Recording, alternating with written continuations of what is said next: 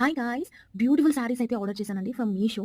So, మీకు గనుక ఈ శారీస్ నచ్చినట్లయితే ఈ షార్ట్ వీడియో కింద లాంగ్ వీడియో లింక్ అయితే ట్యాగ్ చేశానండి. అక్కడ క్లిక్ చేస్తే ఈ శారీస్ బయింగ్ లింక్స్ అండ్ అన్ని డీటెయిల్స్ చూడొచ్చు. ఫస్ట్ శారీ వచ్చేసి ఈ శారీ అండి.